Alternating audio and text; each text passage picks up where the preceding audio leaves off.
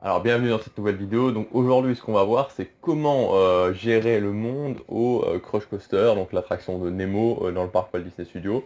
C'est-à-dire voilà comment faire pour voilà, faire cette attraction plus rapidement parce que voilà c'est vraiment une attraction qui pose souci.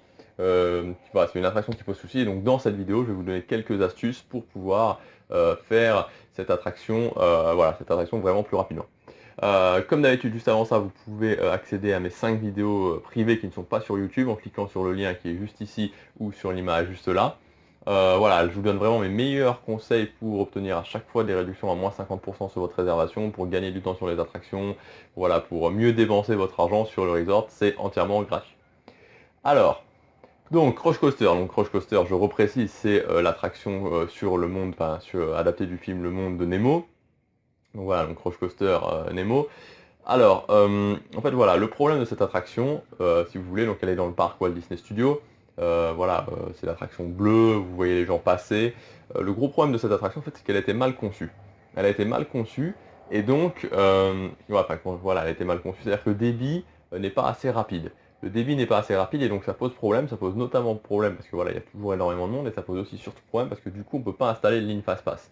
Parce que voilà, je crois que Disneyland avait déjà pensé vraiment à l'idée de faire une ligne fast-pass sur le Crush Coaster, mais en fait voilà, du fait que l'attraction a vraiment un débit très très lent, voilà, c'est pas possible. Par contre, ce qu'ils ont fait, c'est qu'ils ont fait une ligne single rider. Alors, voilà, et justement la dernière fois on m'a dit justement aussi que voilà, la ligne single rider elle posait pas mal de problèmes, donc voilà, des fois il y avait autant de monde à la ligne single rider, donc voilà, donc en fait les deux astuces principales à connaître pour faire l'attraction Crush Coaster plus rapidement, pour moi, c'est premièrement voilà, utiliser la file single rider. Donc la file single rider, c'est ces files où vous faites l'attraction tout seul.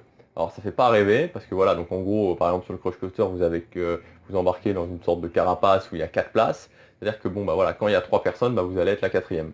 Donc c'est pas terrible évidemment quand on veut faire ça en famille.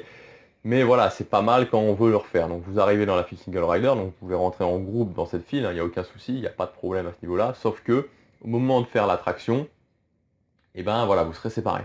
Et je crois que pour les enfants, c'est à partir, il me semble que les enfants peuvent la faire tout seuls sur la file single rider à partir de 7 ou 8 ans.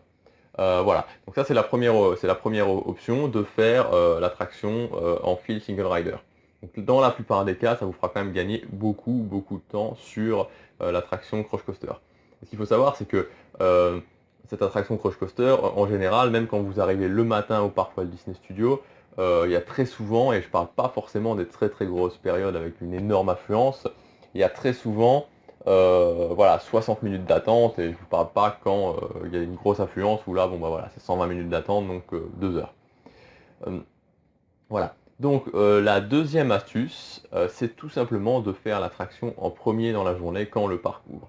Alors c'est pas forcément quelque chose de miracle, mais voilà, si vous faites cette attraction en premier, bah, au moins voilà, ça y est, c'est fait, vous en êtes débarrassé entre guillemets, elle est faite, vous avez fait cette attraction-là. C'est beaucoup plus agréable, même si vous devez attendre longtemps, de la faire le matin directement que de la faire le soir, voilà, que de la faire le soir ou que de la faire en plein milieu de l'après-midi, surtout cet été, voilà, quand il va faire extrêmement chaud. Et en général, en règle générale, il y a quand même moins de monde le matin qu'au cours de la journée. Donc voilà, donc je sais bien qu'il y en a qui vont dire que oui, mais non, le matin, les gens se précipitent dessus. Mais voilà, d'une façon générale, il y a quand même moins de monde. Si vous arrivez à rentrer plus ou moins, enfin relativement tôt dans le parc Walt Disney Studios, ça va permettre de faire cette attraction quand même plus rapidement que si vous allez après. Maintenant, voilà, c'est les deux astuces que moi j'utilise pour faire cette attraction plus rapidement. Maintenant, ce qu'il faut savoir, c'est que voilà, c'est vraiment l'attraction qui pose le plus de problèmes au niveau du timing, au niveau du temps. Donc voilà, il n'y a pas d'astuce miracle pour la faire. Comme je vous disais, il n'y a même pas de fast-pass. Donc c'est-à-dire que même si vous avez le VIP Fastpass, vous êtes logé à la même enseigne que les autres.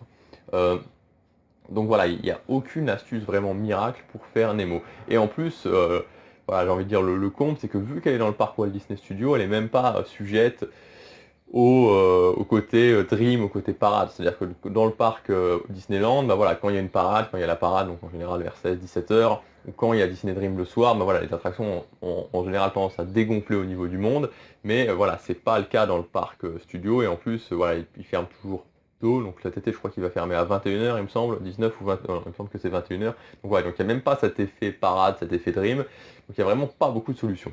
Donc voilà, donc clairement pour moi, les deux astuces qui sont pas miracles mais qui aident pas mal pour, enfin pas miracle, le single rider c'est quand même vraiment bien, mais qui vont vraiment vous aider, c'est un, la fiche single rider, et deux, le fait de faire l'attraction directement le matin. Voilà, moi ce que je conseille souvent, c'est d'arriver dans le parc studio, vous prenez un fast-pass pour l'attraction Ratatouille, et après vous faites l'attraction Nemo pendant que vous attendez pour votre fast-pass Ratatouille. Voilà, écoutez, c'est ce que je voulais vous dire dans cette vidéo. Si vous avez aimé, cliquez sur j'aime et abonnez-vous à ma chaîne. Et vous pouvez aussi recevoir gratuitement mes 5 vidéos privées où je vous donne mes meilleurs conseils pour économiser de l'argent sur votre réservation, gagner du temps, bien dépenser votre argent à Disneyland Paris. Il suffit de cliquer sur le lien qui est juste en dessous de moi ou sur l'image juste à côté, c'est entièrement gratuit, vous recevez tout directement dans votre adresse email, sur votre adresse email. Voilà, on se retrouve demain, salut!